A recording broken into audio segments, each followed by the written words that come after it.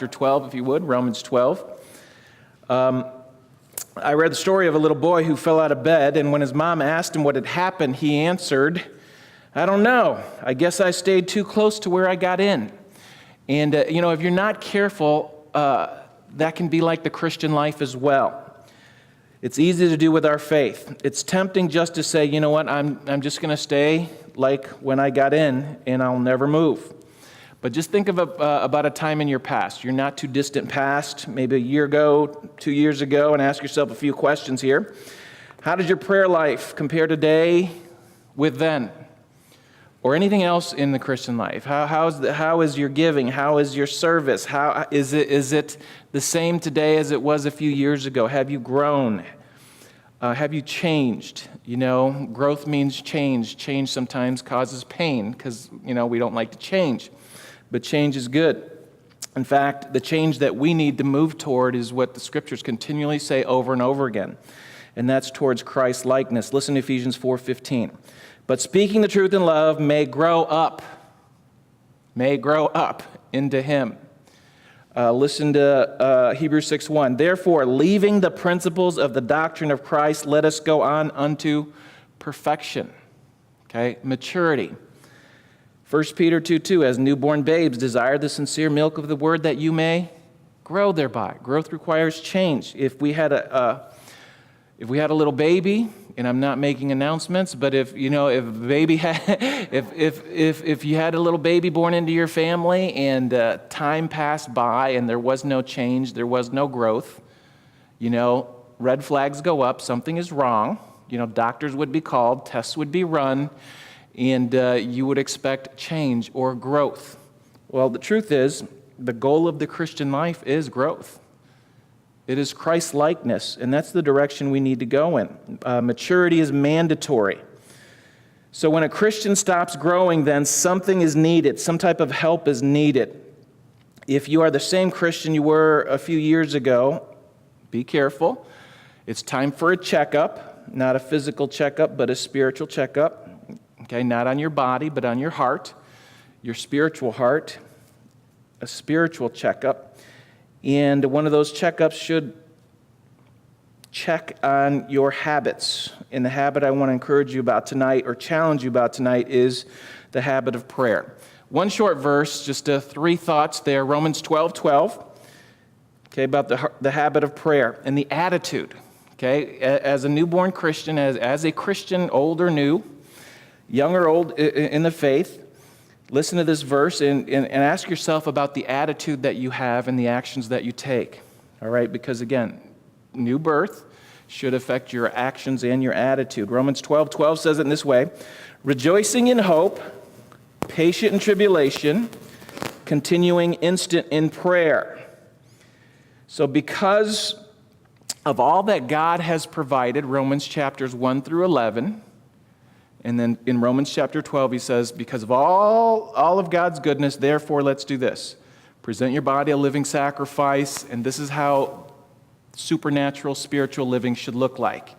And part of that is what we just read in verse 12, rejoicing in hope.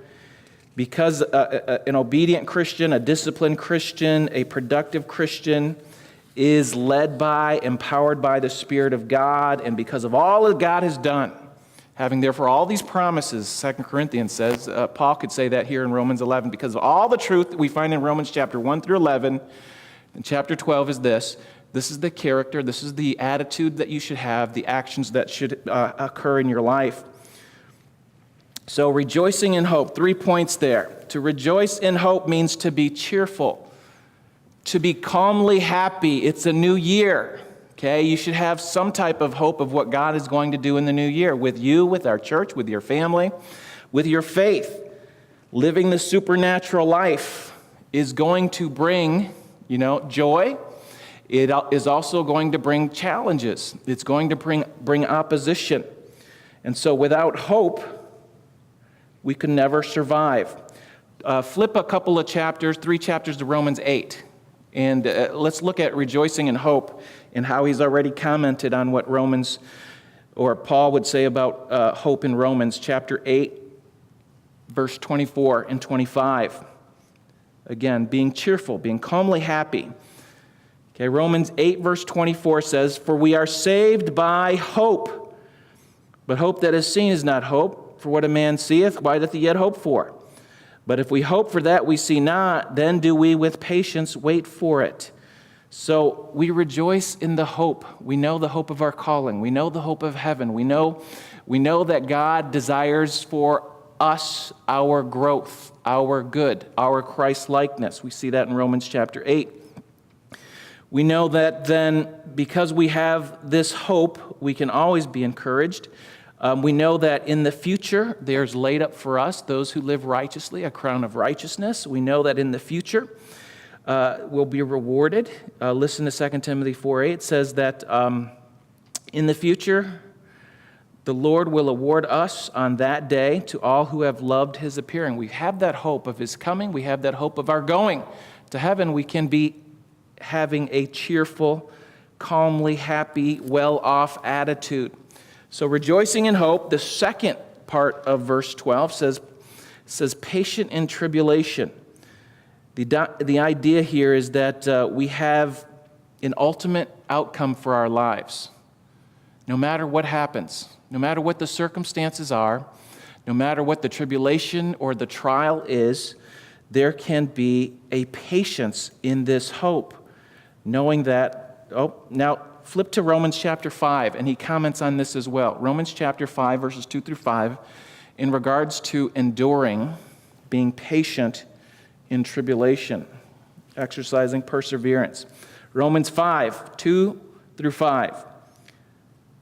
"By whom also we have access by faith into this grace wherein we stand and rejoice in the hope of the glory of God." See how joy is tied with hope, right? We rejoice in the hope of the glory of God. "And not only so, but we glory in tribulations also, knowing that tribulation worketh patience, and patience experience, and experience hope. And hope maketh not ashamed, because the love of God is shed abroad in our hearts by the Holy Ghost, which is given unto us." So here we have a joy in the hope. We have a patience in the trials, a patience in the tribulations. And the idea behind this word tribulation is a pressing or a squeezing.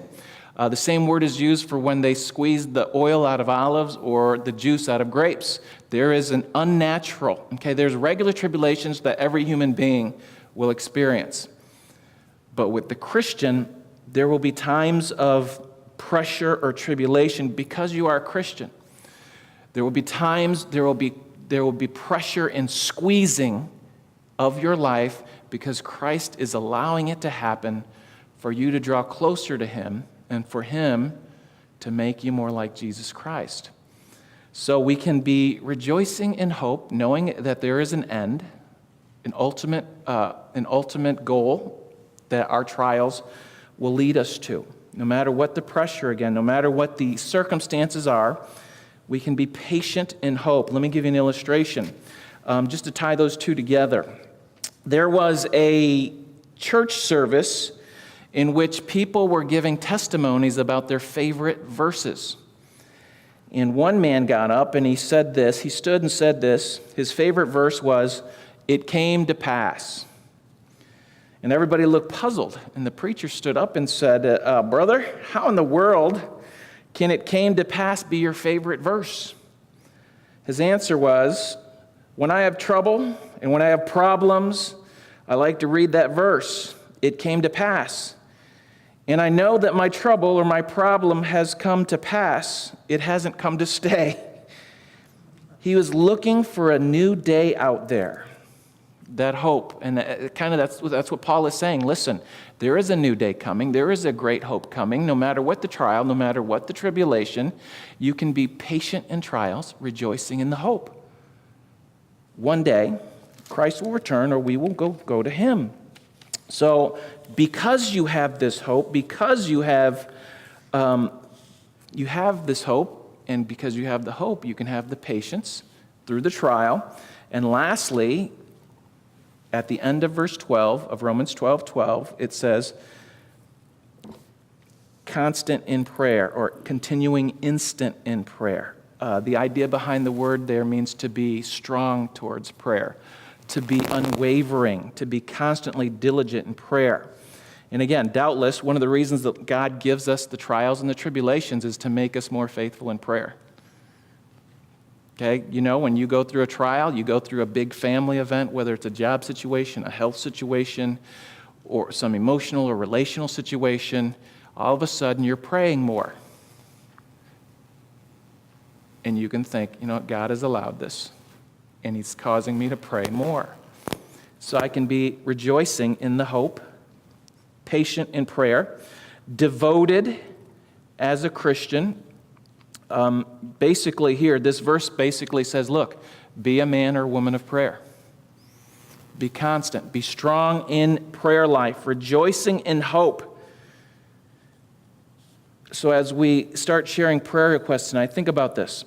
Prayer brings the power of God, and it brings the peace of God. We can rejoice in hope, be patient in the trials, and constant in prayer, and God's power comes and God's peace comes as we pray. So how do we check our habit of prayer? How do we do this? Okay? Should we read more about prayer? Just pray. You don't have to go to a seminar, just pray, right? How do you learn to swim? You can read all the books, but you gotta just jump in, swim. And so tonight, I want to encourage you to evaluate your prayer life. And in this new year, think about more, set aside more time, or be consistent about it. In fact, this whole month of January, we're going to be emphasizing prayer on Sunday nights, Wednesday nights. I'll let you know more about the Sunday night program, but we're going to keep praying, keep praying, keep praying. The first week of February, the first Sunday in February, the Galkin team is coming, so that whole week. The end of that week will be an Irish concert with a gospel message at the end. We'll have a Thursday night teen outreach, an event Thursday night of that week. And from Sunday to Wednesday, we just need to be praying for ourselves. I'm going to encourage you to start targeting 10 people that you can invite. Some of you, it'll make you nervous. Some of you, you're thinking, oh no, I'm going to have to meet and talk with new people. But I want you to start praying about this right now. In 3 weeks, we're going to go and invite 10 people, 10 different people, or 10 people that you've invited before but have never come, okay? Just start thinking about the people and the faces that you can be praying about and then inviting. This is going to be, I think, a great new year. Okay, we're going to have our emphasis on discipleship, and you're not going to disciple anybody if no one comes to Christ. You can disciple people that have never been discipled, of course, which we'll do. But let's rejoice in the hope that God is working. The gospel still works. Let's be patient in prayer and expecting that God is going to answer prayer. All right, now let's go ahead and open up your prayer prompter.